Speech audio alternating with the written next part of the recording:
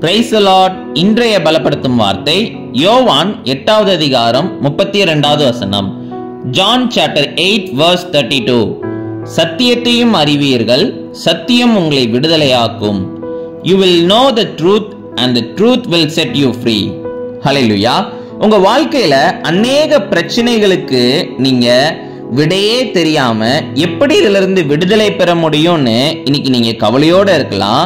இன்றைக்கு வேத வசனத்தை நீங்க தியானித்து அதன்படி கீழ்ப்படிந்து வாழ உங்களை அர்ப்பணித்து பாருங்க. நிச்சயம் உங்களுக்கு விடுதலை உண்டாகும். காரணம், வேத வசனத்தின்படி நீங்க கீழ்ப்படிந்து வாழ்கின்றதுனால உங்க பிரச்சனையில இருந்து எதிலெல்லாம் விடுதலை பெறணும்னு சொல்லி நீங்க நினைக்கிறீங்களோ எல்லாவற்றிலிருந்து விடுதலை பெற முடியும். வேத வசனத்துல ஒவ்வொரு காரியங்களுக்கும் நமக்கு சத்தியம் போடப்பட்டு இருக்குது. எப்படி இந்த காரியங்களை செய்யணும், எப்படி இதுல இருந்து விடுதலை பெற்றுக்கொள்ள முடியும் என்று. அப்போ நீங்க வேத வசனத்தை வாசிக்க வாசிக்க தியானிக்க தியானிக்க உங்க வாழ்க்கையில இருக்கிற எல்லா பிரச்சனைகளுக்கும் விடை கிடைக்கும்.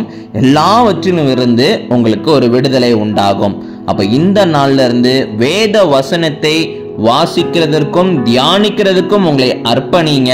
நிச்சயம் உங்க வாழ்க்கையில எதெல்லாம் நீங்க கட்டப்பட்டு இருக்கிறீங்களோ, விடுதலையை எதிர்பார்த்து கொண்டிருக்கிறீங்களோ எல்லாவற்றிலும் இருந்து விடுதலையை பெற்றுக்கொள்வீங்க. வேத வசனத்தை வாசிக்கின்ற பொழுது உங்க வாழ்க்கையில ஒரு மிகப்பெரிய ஒரு விடுதலை நீங்க பெற்றுக்கொள்வீங்க. நிச்சயம் ஏசப்பா உங்க வாழ்க்கையில அற்புதங்களை செய்வார். நம்ம எல்லாரும் கண்களை மூடி செபிக்கலாம். எங்களை நேசிக்கிற நல்ல தகப்பனே, ஏசப்பா பிள்ளைங்க வாழ்க்கையில ஆண்டவரே அநேக காரியங்கள்ல ஆண்டவரே ஏசப்பா கட்டப்பட்டு இருக்கிறாங்க.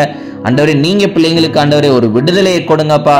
நீங்க பிள்ளைங்களுக்கு ஆண்டவரே ஏசப்பா சந்தோஷத்தையும் சமாதானத்தையும் கொடுங்க, மகிமைப்படுங்க. இயேசுவின் மூலம் ஜெபிக்கிறோம் எங்கள் ஜீவனுள்ள நல்ல பிதாவே.